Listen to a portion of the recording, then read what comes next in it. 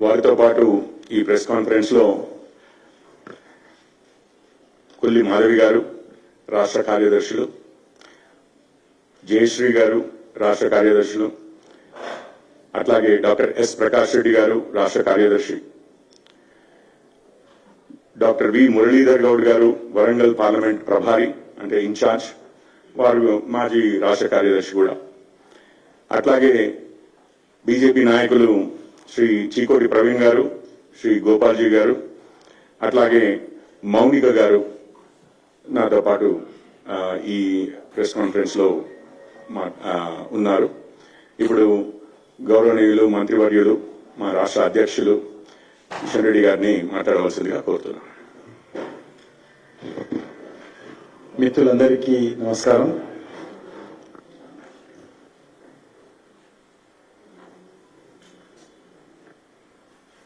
తెలంగాణ రాష్ట్రంలో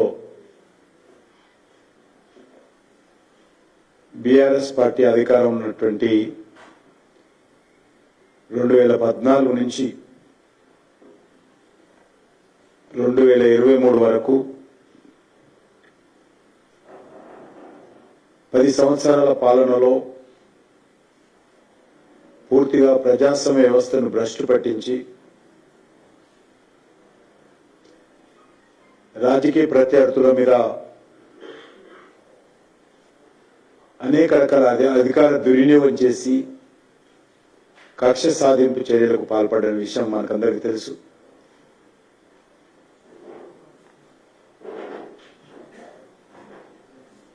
ఆ 10 సంవత్సరాలలో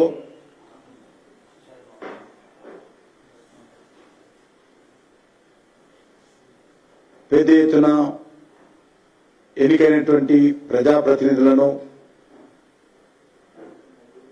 కనీస నైతిక విలువలు లేకుండా పార్టీ ఫిరాయింపుల చట్టానికి తూట్లు పొడిచి ఏ రకంగా పార్టీ ఫిరాయింపులు చేసిందో మనం చూశాము. ఎందుకంటే గతంలో కాంగ్రెస్ పార్టీ అదేవిధంగా ప్రజాభిప్రాయాన్ని ప్రజాస్వామ్యాన్ని కాలరాచి ఒక పార్టీ మీద గెలిచినటువంటి ఎంపీలను ఎమ్మెల్యేలను పార్టీ ఫిరాయింపులకు ప్రోత్సహించి కనీసమైనటువంటి నైతిక బాధ్యత వహించకుండా రాజీనామాలు చేయకుండా పార్టీలో చేర్చుకొని మంత్రి పదవులు ఇచ్చినటువంటి పరిస్థితి ఈ రెండు పార్టీల యొక్క పాలనలో మనం చూశాం.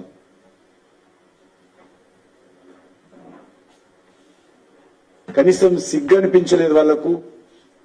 ఈ పార్టీ మీద గెలిచి పార్టీ ఫిరాయింపు చేసి ఇంకో పార్టీ ప్రభుత్వంలో ఏ రకంగా మంత్రి పదవులు వెలగబెట్టారో మన తెలంగాణ రాష్ట్రంలో స్పష్టంగా మనం చూశాం. ఈరోజు కాంగ్రెస్ పార్టీ ప్రభుత్వము తమ దుర్మార్గపు అలవాట్లను అదే విధంగా కొనసాగిస్తూ ఈరోజు అదే విధమైనటువంటి పార్టీ ఫిరాయింపులను ప్రోత్సహించే కార్యక్రమం ఒక ఎజెండాగా పెట్టుకున్నారు. ముఖ్యమంత్రి గారికి ఎజెండా లేదు, ఒకటే ఎజెండా పార్టీ ఫిరాయింపులను ప్రోత్సహించే ఎజెండా చేస్తాం.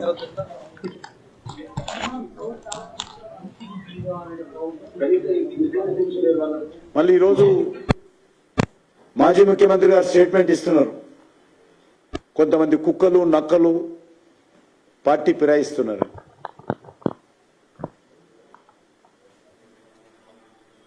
మరి అలాంటి కుక్కలు నక్కలను ఈరోజు ఎందుకు పెట్టుకున్నాడో పార్టీలో కేసీఆర్ గారు చెప్పాలి.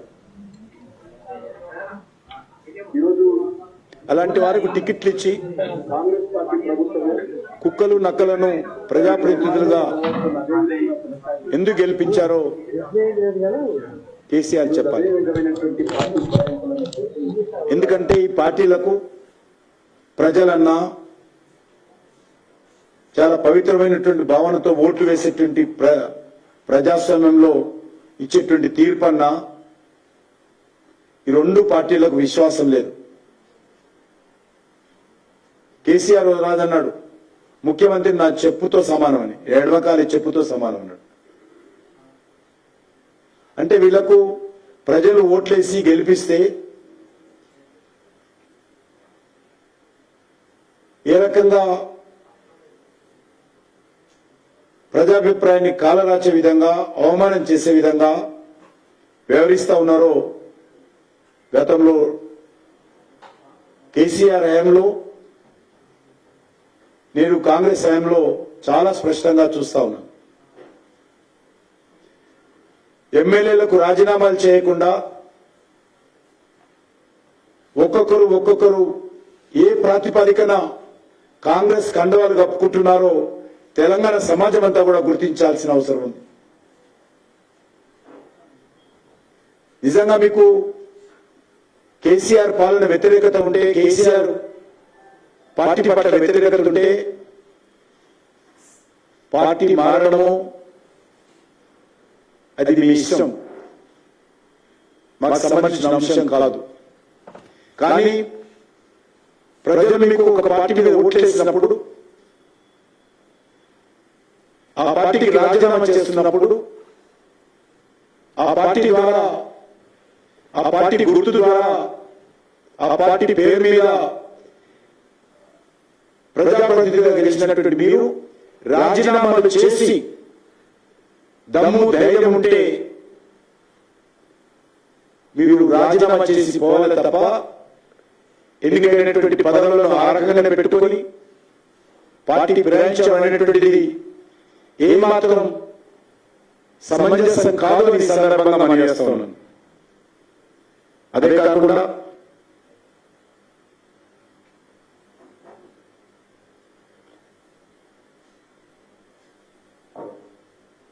టిఆర్ఎస్ ప్రభుత్వ హయాంలో జరిగినటువంటి ఫోన్ ట్యాపింగ్ వ్యవహారం పైన జరుగుతున్నటువంటి విచారణలో అనేక భయంకరమైనటువంటి అంశాలు ఈరోజు పత్రికల్లో వస్తా ఉన్నాయి. ఇది చాలా తీవ్రమైనటువంటి అంశం. ఇది అధికారాన్ని అడ్డం పెట్టుకుని పూర్తిగా బీఆర్ఎస్ ప్రభుత్వము, కేసీఆర్ కుటుంబము ఏ రకంగా బరి తెగించి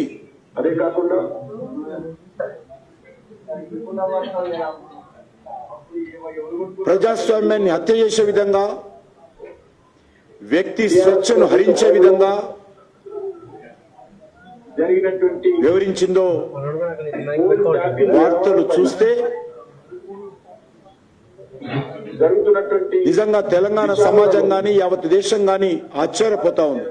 అనేక భయంకరమైనటువంటి అంశాలు పత్రికల్లో వచ్చాయి. ఈ యొక్క ఇది చాలా తీవ్రమైనటువంటి ఫోన్ ట్యాపింగ్ వ్యవహారంలో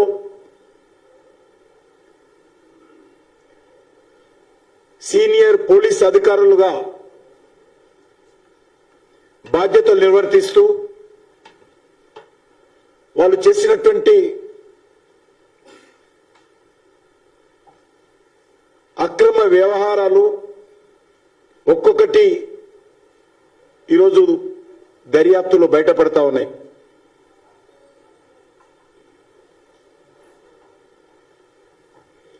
చాలా మంది అధికారులు ఇప్పటికే అరెస్ట్ అయ్యారు.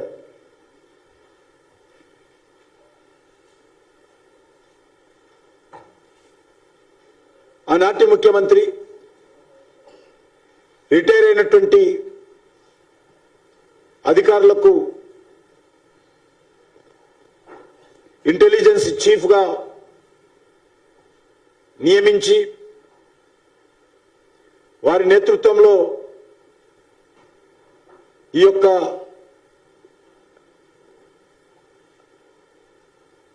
వ్యవహారాన్ని నడిపిన విషయము మనకందరికీ తెలుసు.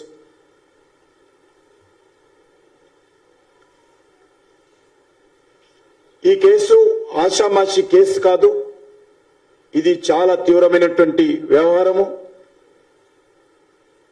ఇది ఒక రాజకీయపరమైనటువంటి కక్ష సాధింపు చర్య మాత్రమే కాదు, రాజకీయపరమైనటువంటి లబ్ధి పొందడం కోసం చేపట్టినటువంటి ఫోన్ ట్యాపింగ్ వ్యవహారం మాత్రమే కాదు, ఇందులో వ్యక్తిగత గోప్యత,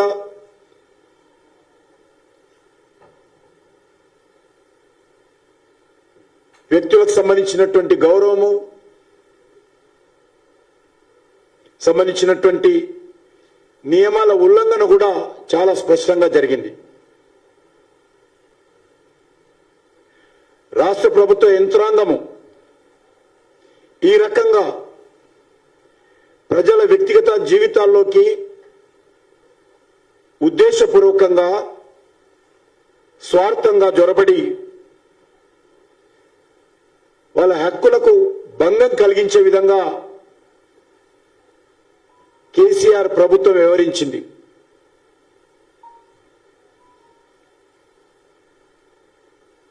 రెండు 2018 శాసనసభ ఎన్నికల్లో, 2019 పార్లమెంట్ ఎన్నికల్లో, ఆ తర్వాత జరిగినటువంటి దుబ్బాక శాసనసభ ఎన్నికల్లో, హుజూరాబాద్ శాసనసభ ఎన్నికల్లో, మునుగోడు శాసనసభ ఎన్నికల్లో, ఆ మధ్యలో జరిగినటువంటి మున్సిపల్ కార్పొరేషన్ ఎన్నికల్లో పూర్తిగా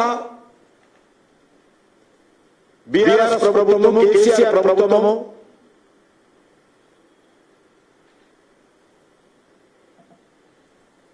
ఎలక్షన్ కమిషన్ నియమావళికి విరుద్ధంగా, ఎలక్షన్ కమిషన్ యొక్క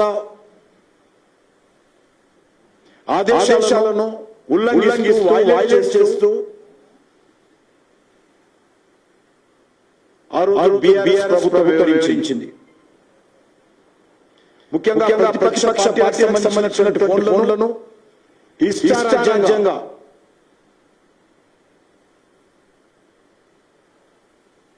అక్రమ పద్ధతిలో ఫోన్ ట్యాపింగ్ చేయడం జరిగింది. మీకు తెలుసు 2020 అక్టోబర్లో జరిగినటువంటి దుబ్బాక ఎన్నికల్లో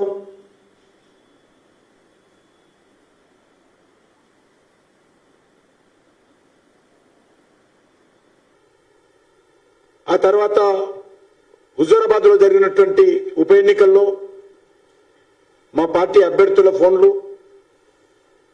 మునుగోడులో జరిగినటువంటి ఉప ఎన్నికల్లో కూడా మా పార్టీ నాయకుల ఫోన్లు ట్యాప్ చేసినట్టు ఈరోజు పోలీసులు నివేదికలో తెలుస్తా ఉంది.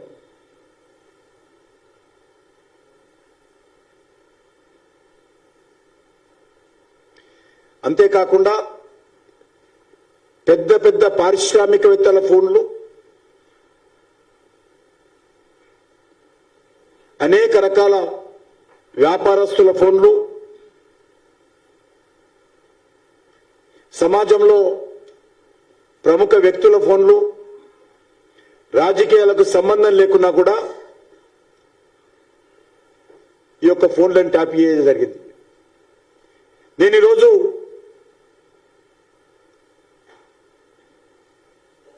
ఈ విషయం పైన ఆనాటి ముఖ్యమంత్రిని ప్రశ్నిస్తా ఉన్నాను. దీనికి కారణం ఎవరని అడుగుతా ఉన్నాను.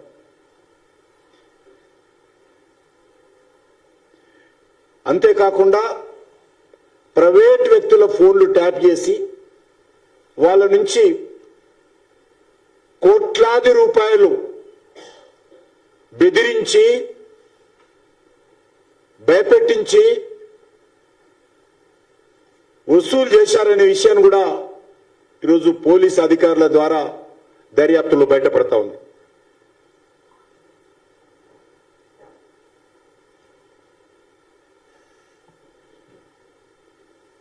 కొన్ని ఆనాటి ప్రభుత్వ పరంగా కూడా బెదిరించి ఫోన్ ట్యాపింగ్ల ద్వారా టీఆర్ఎస్ పార్టీ పెద్ద ఎత్తున డబ్బులు వసూలు చేసినట్టు కూడా తెలుస్తా ఉంది. ఇందులో వస్తున్నటువంటి వార్తల ప్రకారము ఆనాటి ముఖ్యమంత్రి కేసీఆర్ వారి కుటుంబ సభ్యుల యొక్క ప్రమేయం, ప్రత్యక్ష ప్రమేయం ఉందన్న విషయం కూడా ఈరోజు బయటపడతా ఉంది.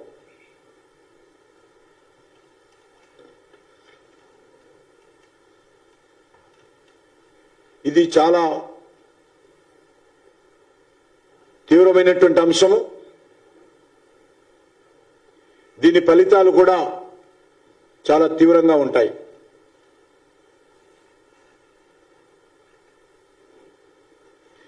దేశ భద్రతకు, దేశ సమగ్రతకు భంగం వాటిల్లే అంశంతో ముడిపడి ఉన్నప్పుడే, అది కూడా హోంశాఖ కార్యదర్శి, హోం సెక్రటరీ యొక్క కార్యదర్శి యొక్క అనుమతి ఉన్నప్పుడే, లిఖితపూర్వకమైనటువంటి అనుమతి తీసుకొని మాత్రమే ఫోన్ ట్యాపింగ్ చేయాలి. ఎవరైతే ఫోన్ ట్యాపింగ్ చేయాలనుకుంటున్నామో ఆ వ్యక్తికి సంబంధించినటువంటి పూర్వపరాలన్నీ కూడా హోం సెక్రటరీకి పంపించి, ఈ రకమైనటువంటి నేషనల్ ఇంటిగ్రేషన్ సంబంధించి, సెక్యూరిటీకి సంబంధించి ఈ వ్యక్తితో ప్రమాదం ఉంది, వీరు చేస్తున్నటువంటి ప్రయత్నాలు ఇంకా లోతుగా దర్యాప్తు చేయాల్సిన అవసరం ఉంది, కాబట్టి ఈ వ్యక్తి ఫోన్ ట్యాపింగ్ చేస్తామని చెప్పి ముందస్తు అనుమతి తీసుకున్న తర్వాతనే ఫోన్ ట్యాపింగ్ చేయాలి. ఆ తర్వాత హోం సెక్రటరీకి మళ్ళీ ఏమి తెలుసుకున్నారో ఫోన్ ట్యాపింగ్ ద్వారా ఆ వివరాలన్నీ లిఖితపూర్వకంగా హోం సెక్రటరీకి సమర్పించాలి. కానీ ఇదేమి కూడా కేసీఆర్ రాజ్యంలో జరగలే. ఇది ఒక నిజాం రాజ్యంగా జరిగింది. ఆయన నిజాం రాజులాగా ప్రజాస్వామ్యాన్ని కానీ, చట్టాలను కానీ, న్యాయస్థానాలను కానీ కనీసం గౌరవించకుండా, పాటించకుండా ఇష్టారాజ్యంగా కేసీఆర్ ప్రభుత్వము ఒక ఆటవిక రాజ్యంగా, ఆయన ఒక సామ్రాజ్యంగా, ఒక ప్రైవేట్ లిమిటెడ్ కంపెనీగా తెలంగాణను వాడుకున్నాడు ఆయన.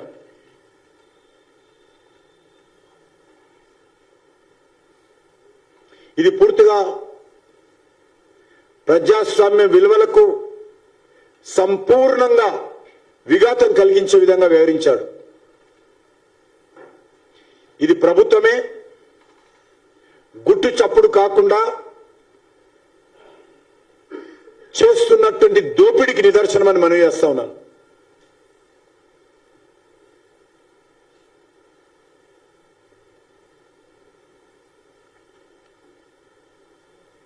ఇది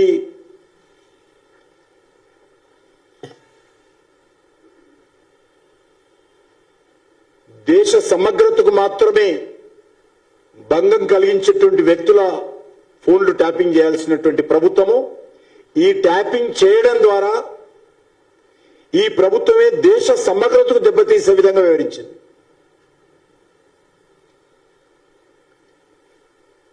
దీనిపైన నేను రాష్ట్ర గవర్నర్ గారిని కోరుతా ఉన్నాను.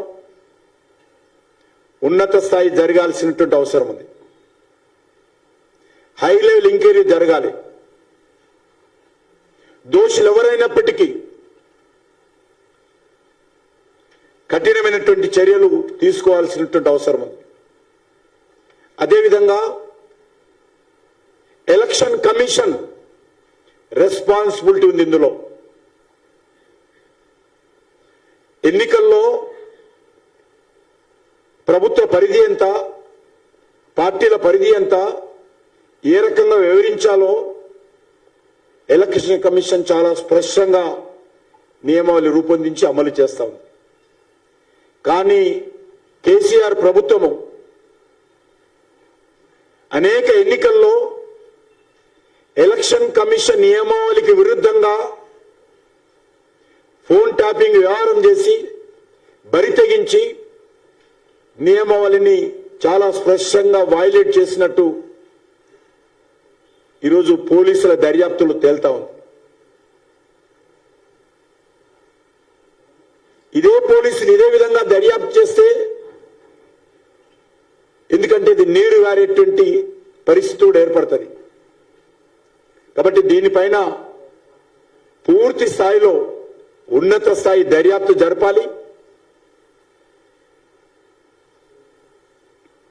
మాజీ ముఖ్యమంత్రి కేసీఆర్ పైన కఠినమైనటువంటి చర్యలు తీసుకోవాలని నేను భారతీయ జనతా పార్టీ తరఫున డిమాండ్ చేస్తా ఉన్నాను. చట్టపరంగా ముఖ్యమంత్రి దీనికి బాధ్యత వహించాలి. పోలీస్ ఇంటెలిజెన్స్ చీఫ్ నేతృత్వంలో జరిగినటువంటి ఈ ఫోన్ ట్యాపింగ్ వ్యవహారము అది ముఖ్యమంత్రి పరిధిలోకి వచ్చేటువంటి అంశం. హోమ్ మినిస్ట్రీ పరిధిలో కాదు. అది ముఖ్యమంత్రి స్వయంగా శాంతి భద్రతలు ఆయన దగ్గర ఉంటాయి. కాబట్టి ఈజ్ ఎ రెస్పాన్సిబిలిటీ. ఆయన ఆదేశాలు లేకుండా ఇంతమంది వ్యక్తుల యొక్క ఫోన్లు ట్యాపింగ్ జరగవు. రాజకీయ కక్షతోనే, రాజకీయ లాభం కోసమే, రాజకీయ లబ్ధి కోసమే, ప్రత్యర్థులను దెబ్బతీయడం కోసమే, ఎన్నికల్లో లబ్ధి పొందడం కోసమే ఈ ఫోన్ వ్యవహారం జరిగింది. ప్రైవేట్ వ్యక్తుల యొక్క ఫోన్లు కూడా కోట్ల రూపాయలు వసూలు చేయడం కోసమే, దోపిడీ చేయడం కోసమే ఈ ఫోన్ల వ్యవహారం జరిగింది, టోపింగ్ వ్యవహారం. కాబట్టి దీనిపైన ఉన్నత స్థాయి దర్యాప్తు జరపాలి. అది కేసీఆర్ కేటీఆర్ మొన్నేమన్నాడు, ఏదో అక్కడ కూడా ఫోన్ ట్యాపింగ్ జరపొచ్చు అన్నాడు ముఖ్యమంత్రి కొడుకు, మాజీ ముఖ్యమంత్రి కొడుకు. నిన్నంటాడు నాకేం సంబంధం అంటాడు. నేను ఒకటే అడుగుతాను ముఖ్యమంత్రి కుమారుణ్ణి, మాజీ ముఖ్యమంత్రి కుమారుణ్ణి, నువ్వు నీ శాఖకి సంబంధించిన విషయం మాట్లాడవా? ఇన్ని రోజులు మొత్తం ప్రభుత్వ వ్యవహారం అంతా కూడా నీ గుప్పిట్లో ఉన్నటువంటి మాట్లాడలేదా? ప్రతి దగ్గర కూడా ప్రభుత్వం ఏ కార్యక్రమం చేసినా కూడా ఒక షాడో ముఖ్యమంత్రిగా కేటీఆర్ వివరించడం లేదా? ఈరోజు కేసులు వస్తే నాకేం సంబంధం అంటాడా?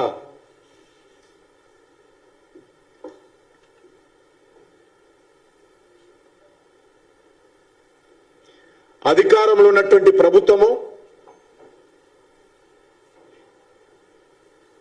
ఎన్నికల నియమావళి ఉల్లంఘించి రాజకీయ లబ్ధి కోసము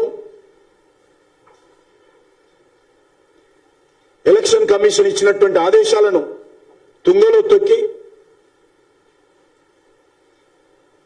పూర్తిగా అధికార యంత్రాంగాన్ని తనకు అనుకూలంగా మలుచుకొని ప్రత్యర్థి రాజకీయ పార్టీలను దెబ్బతీసే విధంగా, ఓడించే విధంగా వ్యవహారం చేసింది. కాబట్టి ఎలక్షన్ కమిషన్ వెంటనే జోక్యం చేసుకుని బీఆర్ఎస్ పార్టీ యొక్క గుర్తింపు పైన కూడా పునరాలోచన చేయాలని ఈ సందర్భంగా డిమాండ్ చేస్తా ఉన్నాం. ఏ మాత్రం ఆ పార్టీకి అర్హత లేదు.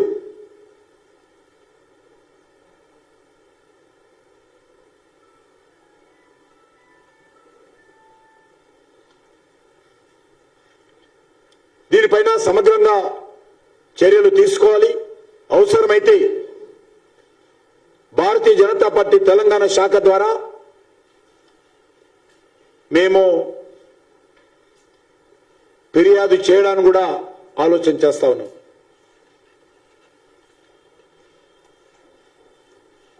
సుమోటోగా తీసుకోవాల్సినటువంటి బాధ్యత ఎలక్షన్ కమిషన్ మీద ఉన్నది. సుమోటోగా తీసుకొని కఠినంగా వివరించాల్సినటువంటి బాధ్యత ఎలక్షన్ కమిషన్ మీద ఉన్నది. కాబట్టి నేను కేంద్ర ఎలక్షన్ కమిషన్ కోరుతా ఉన్నాను, కఠినంగా వివరించాల్సినటువంటి అవసరం ఉంది.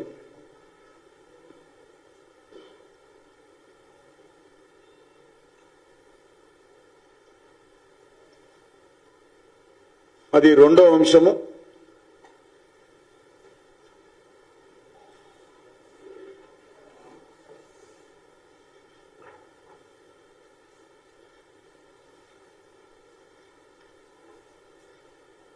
గ్యారంటీల పైన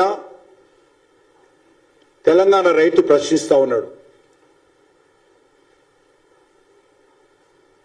ఇచ్చినటువంటి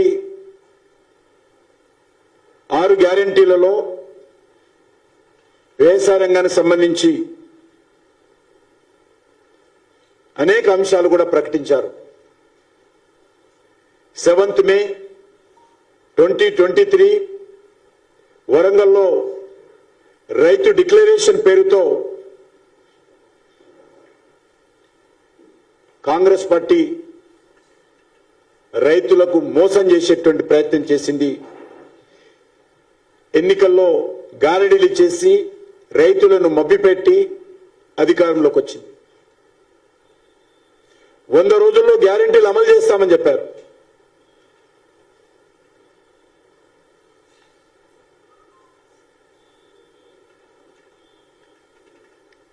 ఎకరానికి 15,000 రూపాయలు ఇస్తామని చెప్పారు. ఎక్కడ పోయిందని అడుగుతా ఉన్నాను. కౌలు రైతులకు కూడా ప్రభుత్వ సహాయం, ఆర్థిక సహాయం అందిస్తామని చెప్పారు. ఇప్పటిదాకా కౌలు రైతుల గురించి ఆలు లేదు, చూలు లేదు. వ్యవసాయ కూలీలకు 12,000 రూపాయలు ఇస్తామని చెప్పారు.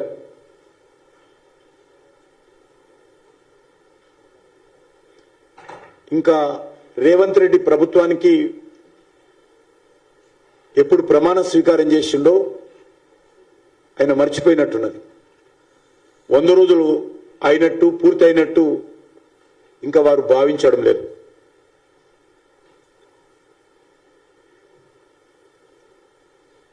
వరి పంటకు మద్దతు ధర పైన అదనంగా 500 రూపాయల బోనస్ ఇస్తామని చెప్పారు. ఈ రోజు నుంచి రైతుల దగ్గర నుంచి ధాన్యం కొనుగోలు చేస్తా ఉన్నాం. మరి బోనస్ సంగతి ఏంది? మీరు ప్రకటించినటువంటి బోనస్ బోకస్ మాటనేనా చెప్పాలి.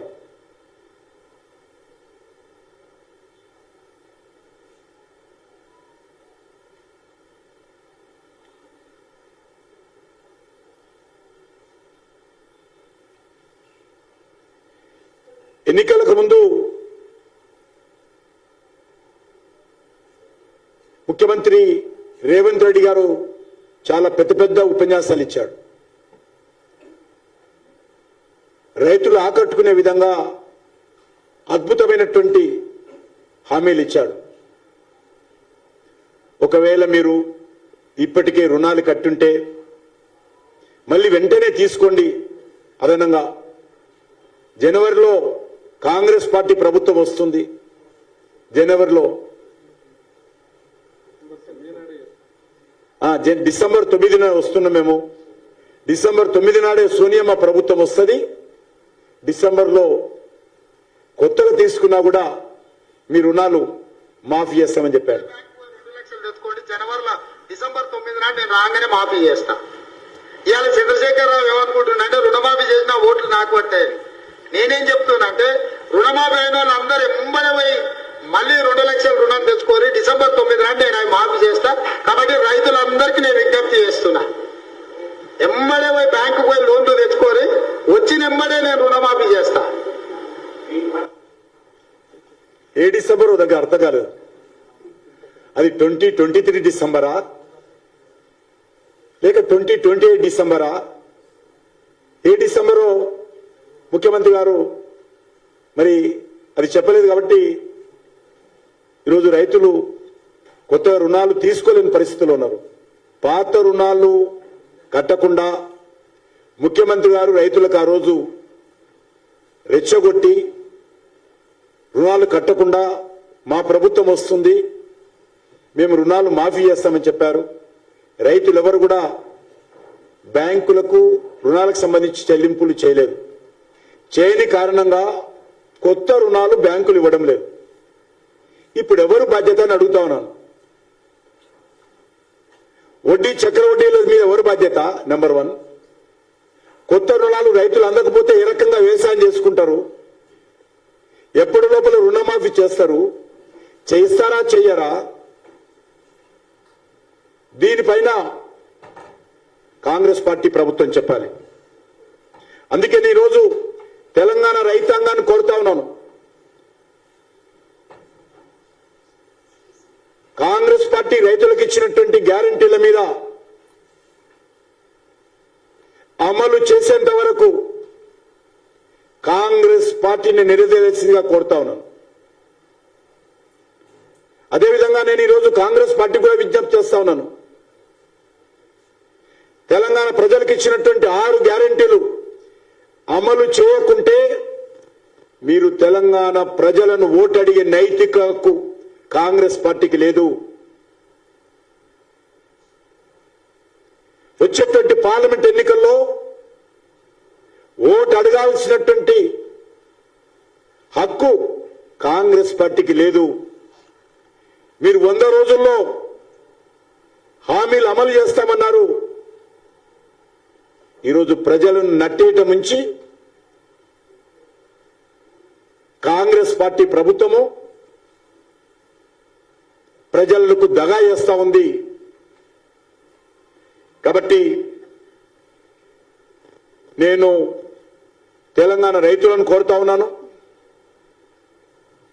కాంగ్రెస్ పార్టీ నాయకులు ఎక్కడ కనిపించినా ప్రశ్నించాల్సిందిగా కోరుతా ఉన్నాను. తెలంగాణ రైతులు కాంగ్రెస్ పార్టీని ప్రశ్నించాలి, కాంగ్రెస్ నాయకత్వాన్ని ప్రశ్నించాలి, ఓట్లకు వచ్చినప్పుడు ప్రశ్నించాలి. మా రుణమాఫీ సంగతి ఏంది? మా కౌలు రైతుల సంగతి ఏంది? మా రైతు కూలీల సంగతి ఏంది? మా ఎకరానికి 10,000 ఏంటి? 15,000 ఎక్కడా? మా బోనస్ ఎక్కడా? ఓ చేయి గుర్తు చెప్పు అని ప్రతి రైతు కూడా కాంగ్రెస్ పార్టీని ప్రశ్నించాల్సిందిగా నేను తెలంగాణ రైతులకు విజ్ఞప్తి చేస్తా ఉన్నాను. అందుకే రేపు భారతీయ జనతా పార్టీ కిసాన్ మోర్చా ఆధ్వర్యంలో మండల శాఖల ద్వారా మేము సత్యాగ్రహం చేయాల్సిందిగా రైతుల పక్షాన రైతులకు ఇచ్చినటువంటి హామీలు గ్యారంటీలు అమలు చేయాలని డిమాండ్ చేస్తూ ఇప్పటికే రైతులు అనేక రకాల కష్టాల్లో ఉన్నారు. మీ గ్యారంటీల కారణంగా నష్టపోయారు. అప్పులు కట్టలేదు, కట్టొద్దని చెప్పారు. దాని మీద వడ్డీలు చక్రవడ్డీలు పెరుగుతూ ఉన్నాయి. కొత్త అప్పులు బ్యాంకులు ఇవ్వడం లేదు. ఈరోజు ధాన్యం అమ్ముకోవాలా అమ్ముకోకూడదా? వారికి బోనస్ ఇస్తారా ఇవ్వరా? దానికి సంబంధించినటువంటి సమస్య. దానికి తోడు ఈరోజు కరువు తన్నుకొస్తా ఉంది. రైతులు ఆందోళన చెందుతా ఉన్నారు. పంటలు ఎండిపోతా ఉన్నాయి. భూగర్భ జలాలు అడుగంటిపోతా ఉన్నాయి. బోరుబావుల్లో చుక్క నీరు లేదు. పశువులకు పశుగ్రాసం లేదు. ఈరోజు రాష్ట్ర ప్రభుత్వము పశువులకు నీరిచ్చేటువంటి పరిస్థితి ఉందా అని అడుగుతా ఉన్నాను. కాబట్టి అన్ని రకాలుగా రైతాంగాన్ని ఆదుకోవాలని డిమాండ్ చేస్తూ భారతీయ జనతా పార్టీ ద్వారా రేపు మేము సత్యాగ్రహం చేపడుతున్నాం. మా కిసాన్ మోర్చా ఆధ్వర్యంలో, రైతు విభాగం ఆధ్వర్యంలో ఈ ప్రభుత్వాన్ని తెలంగాణ రైతు తరఫున ప్రశ్నించేటువంటి కార్యక్రమానికి రేపు శ్రీకారం చుడతా ఉన్నాం.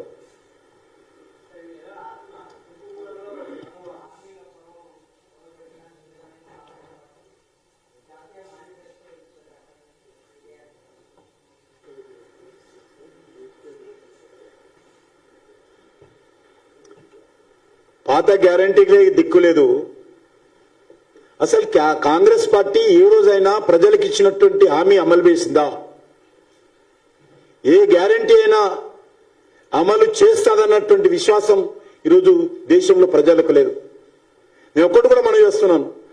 కాంగ్రెస్ గ్యారంటీలతో అధికారంలో రాలా, యాక్సిడెంట్లీ కేసీఆర్ పోవాలన్నటువంటి ఆలోచనతో అధికారంలోకి వచ్చింది. కాబట్టి రేపు మీరు జాతీయ స్థాయిలో ఇచ్చినటువంటి హామీలు ఇచ్చినప్పటికీ, మరొక హామీ ఇచ్చినప్పటికీ తెలంగాణ ప్రజల దగ్గర ఓటు అడిగే నైతిక హక్కు కాంగ్రెస్ పార్టీకి లేదు. మీరు గత శాసనసభ ఎన్నికల్లో ఇచ్చినటువంటి 422 423 ఏవైతే హామీలు ఉన్నారో హామీల పైన ప్రతి ఒక్క హామీ పైన స్పష్టమైనటువంటి వైఖరి తెలంగాణ ప్రజలకు చెప్పండి. గ్యారంటీలు ఎందుకు అమలు చేయలేదో. కాబట్టి ఈరోజు తెలంగాణ రైతులు, తెలంగాణ ప్రజలు ప్రశ్నిస్తున్నారు. కాబట్టి ఈ పార్టీకి, కాంగ్రెస్ పార్టీకి వచ్చే పార్లమెంట్ ఎన్నికల్లో ఓట్లు అడిగేటువంటి నైతిక హక్కు లేదని మనం చేస్తున్నాం.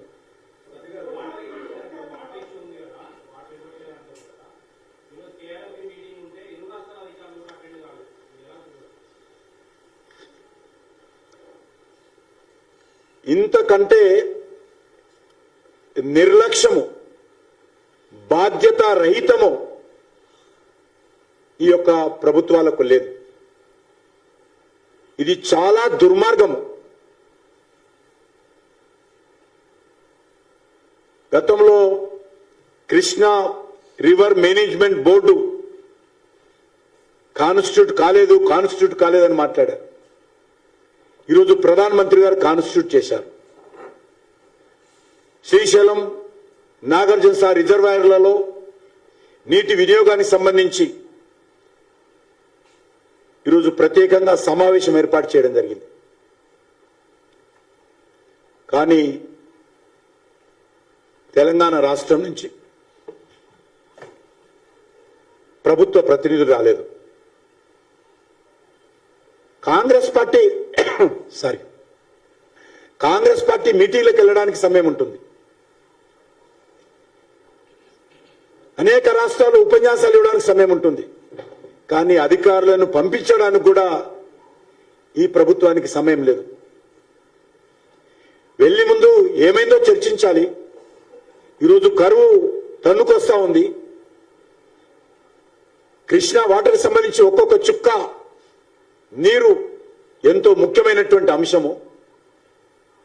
రైతులు ఎదురు చూస్తా ఉన్నారు. రైతుల పంటలు కాపాడడానికి ఈ ప్రభుత్వానికి ఇంతకంటే పెద్ద పని, పెద్ద బాధ్యత మరొకటి లేదు. ఈరోజు మీటింగ్ రాకపోవడం అనేటువంటిది, వెళ్ళకపోవడం అనేటువంటిది నేను తెలంగాణ రాష్ట్ర అధ్యక్షుడిగా తెలంగాణ ప్రభుత్వం చేసినటువంటి తప్పుదాన్ని తీవ్రంగా ఖండిస్తున్నానని ఈ సందర్భంగా మనవిస్తున్నాను.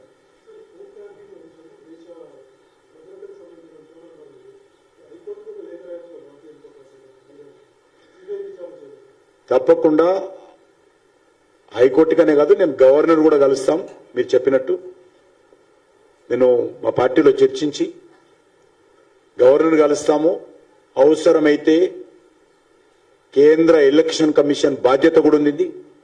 ఎలక్షన్స్ అప్పుడు వైలేట్ చేసింది ఆనాటి ప్రభుత్వము, పార్టీ. దానికి సంబంధించి ప్రభుత్వ దర్యాప్తులో చేరింది, తేల్తా ఉంది. కాబట్టి దీనిపైన సుమోటోగా కూడా ఎలక్షన్ కమిషన్ చర్యలు తీసుకోవాల్సినటువంటి బాధ్యత ఉంది. నిష్పక్షపాతంగా ఎన్నికలు నిర్వహించాల్సినటువంటి ఎలక్షన్ కమిషన్ కూడా కళ్ళు గప్పి దుర్మార్గంగా ఆ రోజు కేసీఆర్ కుటుంబం వివరించింది. అనేక ఎన్నికల్లో, ఈరోజు మునుగోడు ఎన్నికల్లో ఓడించడం కోసం, లేక హుజూరాబాద్ ఎన్నికల్లో బీజేపీని ఓడించడం కోసం పోలీసు వాహనాలలో పార్టీ డబ్బును ఓటర్లకు పంపిణీ చేసినటువంటి దుర్మార్గము ఈరోజు ప్రభుత్వ దర్యాప్తులో తేలింది. ఇదంతా కూడా ఫోన్ ట్యాపింగ్ ద్వారానే జరిగిందనే విషయం ఈరోజు పోలీస్ అధికారులు ఎవరైతే నేరాలు ఒప్పుకుంటున్నారో, ఇంతకంటే ఎలక్షన్ కమిషన్ కు మరొక ఆధారాలు అవసరం లేదు. కాబట్టి తప్పకుండా మేము ముందు ప్రజాస్వామ్యబద్ధంగా వ్యవస్థలను విజ్ఞప్తి చేస్తా ఉన్నాం. ఆ వ్యవస్థలు స్పందించకపోతే తప్పకుండా దీనిపైన మరి ఇతర అంశాలను కూడా మీరు చెప్పినట్టు మేము ఆలోచిస్తామని మనవి చేస్తా ఉన్నాం.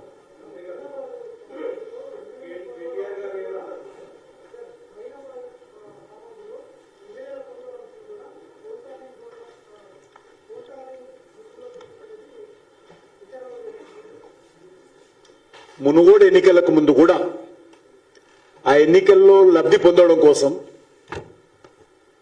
ఫామ్ హౌస్ ఫైల్ పేరు మీద నాటకాలన్నీ తెరలేపి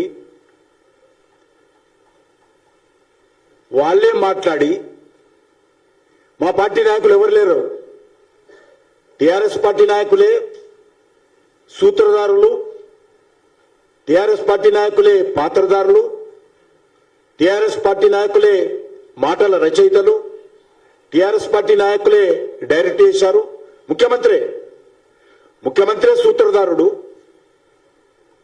టిఆర్ఎస్ పార్టీ ఎమ్మెల్యేలు పాత్రధారులు. ఆ యొక్క ఫామ్ హౌస్ ఫైళ్ల సినిమాకు మాటలు రాసింది కూడా ముఖ్యమంత్రి గారే, ఆనాటి ముఖ్యమంత్రి. ఆ యొక్క ఫామ్ హౌస్ ఫైల్ నాటకానికి డైరెక్షన్ కూడా, ప్రొడ్యూసర్ కూడా కేసీఆర్ గారే. వాళ్ళ నాయకత్వంలోనే డ్రామా నడిపి ఆ ఎమ్మెల్యేలందరూ కూడా మళ్ళీ ఇంట్లో బంధించి ఆయనంట హెలికాప్టర్లో మునుగోడు ఎలక్షన్స్ తీసుకెళ్లి మునుగోడు ఎలక్షన్స్ లబ్ధి పొందడం కోసం వాళ్ళతో ఉపన్యాసం చేయించి మళ్ళీ ఇంటికి తీసుకొచ్చాడు. ఒక ప్రెస్ కాన్ఫరెన్స్ పెట్టాడు. నేను అడుగుతా ఉన్నాను, ఏ ప్రాతిపాదికన మీరు ఆ ఫోన్ ట్యాపింగ్ చేసి ముఖ్యమంత్రి గారు ఆ యొక్క ఫోన్ ట్యాపింగ్ చేసినటువంటి మాటలను కూడా ప్రెస్ కాన్ఫరెన్స్ లో చెప్పాడు? ఇంతకంటే పోలీసులకు, ఇంతకంటే ఎలక్షన్ కమిషన్ కు ఇంకో ఆధారాలు అవసరం లేదు. స్వయంగా ఫోన్ ట్యాపింగ్ చేసినటువంటి మాటలను ఆయననే ప్రజల ముందు పెట్టాడు, దేశం ముందు పెట్టాడు. అంతేకాదు, అన్ని న్యాయస్థానాలకు సంబంధించి అన్ని రాష్ట్రాల న్యాయస్థానాల చీఫ్లకు కూడా పంపించాడు. అన్ని మీడియా హెడ్స్ కు పంపించాడు, అన్ని మీడియా సంస్థలకు పంపించాడు. ఇదొక్కటి సాక్ష్యం చాలు కేసీఆర్ మీద చర్య తీసుకోవడానికి. ఈ ఒక్క సాక్ష్యం చాలు. ఆయన స్పష్టంగా పెట్టాడు, ఎవరు చెప్పలే. ఆకాశం బద్దలవుతుంది ఈరోజు, లేదా భూమి బద్దలవుతుంది అన్నాడు. అర్థం కాదు నాకు, ఏదో అనమాట అన్నాడు. భూమి బద్దలవుతుంది, ఆకాశం ఊడిపడుతుంది, చూడండిగా, మీరు ధైర్యంగా చూడండి, గుండెలు ధైర్యంగా పెట్టుకుని చూడండి, నేను చూపిస్తున్న సినిమా అని చెప్పి ఆ రోజు అక్రమ వీడియోలు చూపించడం జరిగింది. కాబట్టి ఇంతకంటే ఇంకోటి అవసరం లేదు. ఫోన్ ట్యాపింగ్లు చేసినటువంటి, బయట పెట్టినటువంటి వ్యవహారము ముఖ్యమంత్రి గారు స్వయంగా చేశారు. కాబట్టి ఇవన్నీ ఎవరు చేశారో అర్థం చేసుకోవచ్చు. ముఖ్యమంత్రి ఆదేశంతో జరిగింది అని చెప్పడానికి ఇంతకంటే ఇంకొక ఆధారం అవసరం లేదు.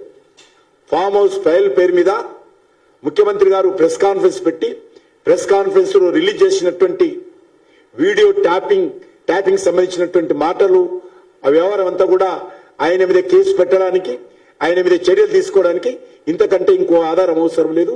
కాబట్టి నేను దర్యాప్తు సంస్థలను, న్యాయస్థానాన్ని, ఎలక్షన్ కమిషన్ను, గవర్నర్ను అందరూ కూడా విజ్ఞప్తి చేస్తా ఉన్నాను, సుమోటుగా చర్యలు తీసుకోవాల్సిందిగా కోరుతా ఉన్నాను. నేను చెప్పాను కదా, ఇప్పుడు చెప్పాను, డెఫినెట్గా దాని మీద ఆలోచన చేయాలని చెప్పాను. అసలు బీఆర్ఎస్ పార్టీ రాజకీయ పార్టీగా వ్యవహరించేటువంటి అవకాశం ఉందా లేదా, రద్దు చేసే అవకాశం ఉంటే దాని మీద ఆలోచించాల్సిందిగా డిమాండ్ చేస్తాను.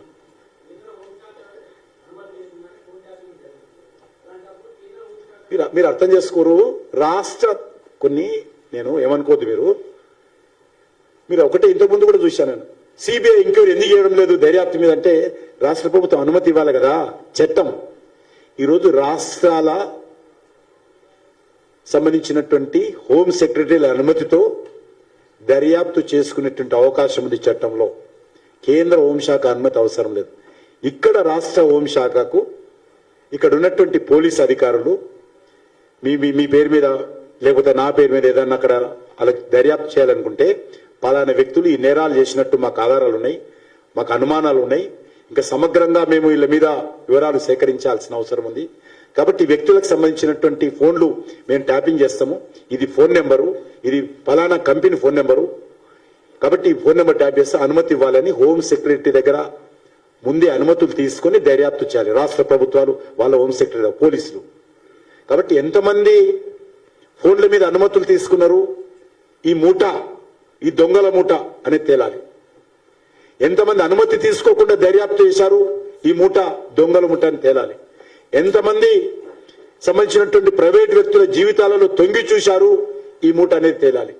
ఎన్ని కోట్ల రూపాయలు వసూలు చేశారు, ఈ దొంగల మూట తెలియాలి.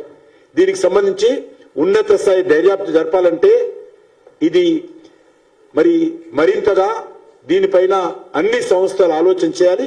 మేము కూడా దీనికి సంబంధించి సరైన సమయంలో స్పందిస్తాము.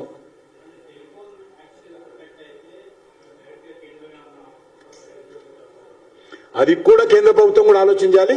డెఫినెట్ గా అది కేంద్రానికి సంబంధించినటువంటి చట్టాలు కనుకొని నేను కూడా ఇది అవసరమైతే కేంద్ర ప్రభుత్వాన్ని కూడా రాష్ట్ర భారతీయ జనతా పార్టీ శాఖ ద్వారా మేము కేంద్ర ప్రభుత్వాన్ని కూడా విజ్ఞప్తి చేస్తాం.